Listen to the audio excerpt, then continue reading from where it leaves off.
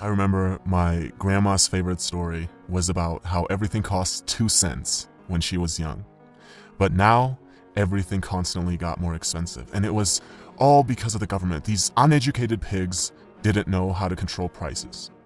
And when I was privileged enough to hear this story, her complaining would last for hours and hours. And that's exactly what reactive people do. They always focus on the things that they cannot control. It's not possible that a concept like inflation would exist, and if it did, it's impossible that they wouldn't know about it.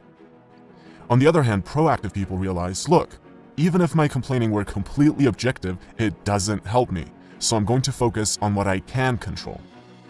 If a proactive person owns a business where he sells a product, instead of focusing on how people these days don't appreciate good products anymore and how the government has horrible regulations, he focuses on how can I improve my product so my customers can't live without it. Do you realize how much responsibility, how much dedication, how much hard work comes along with asking that question? And what do you think our effort minimizing brain is going to pick as default? And that is exactly why most people focus on the things that they cannot control rather than focusing on the things that they can. Habit number 1 is be proactive. Now, imagine you're at a funeral, but this one's different from all the funerals you've ever been to. You're standing over the casket and you see yourself. What do you have to say about yourself? This is one of the most powerful questions you could ask. Are you doing the things in your life which are aligned with what you want to be able to say? Do you want to say that you are a good spouse? If that's the case, how does coming home and instantly being negative towards your spouse affect that? Do you want to be remembered as a person who added value to society? If that's the case, are you doing the things that will allow you to say that, or are you scared of failure and choose comfortable mediocrity instead? Almost every one of us will have to readjust how we live when we ask this question. Habit number 2 is begin with the end in mind. Now, if I were to ask you, what are the most important things to you? The most common answers I would get would be either your well-being or your relationships, your family, your spouse, your children. You would never ever say organizing papers or watching TV.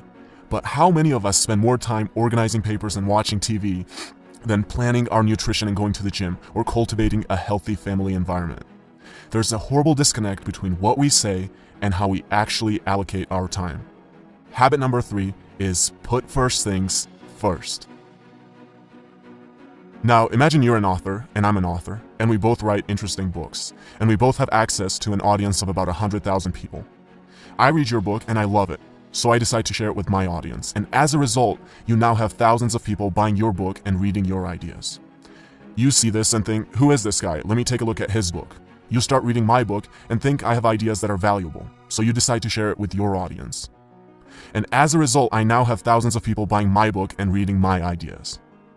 Notice how different this is from my creating a little creepy Amazon account, finding your book and leaving a bad review, hoping that this will deter a few people from buying your book, which will in turn somehow get them to buy my book.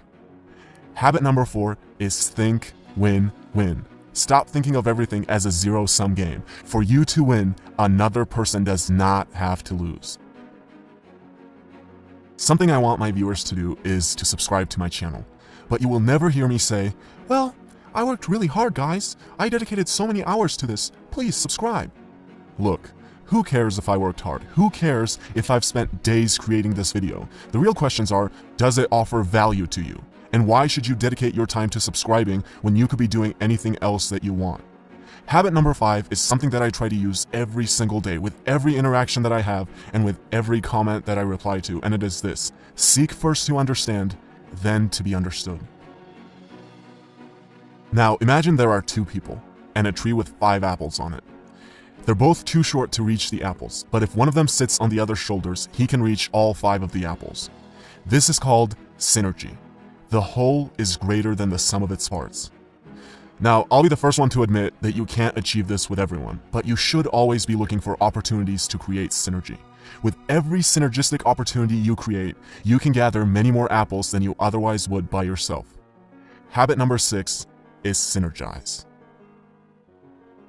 A man has been trying to cut down a tree for hours, and after a while his neighbor can't take it anymore, goes over and says, you know, if you sharpen the saw, you'll be able to cut it down faster. And the man replies, but sharpening the saw is going to take time. Now, we might laugh at this story, but we do the same thing all the time. We can't find 30 minutes a day, 4 times a week to go to the gym. Our health deteriorates to a point where we're physically incapable of being effective. We can't read a book for 15 minutes a day and mentally stimulate ourselves. No, these things take too much time. And then we have the audacity to ask for little tips and tricks on how to be effective. It's like telling your engineer, don't worry about the foundation, where can we get the magic bricks that will float in the air? Habit number 7 is sharpen the saw. And these are the 7 habits of highly effective people by Covey.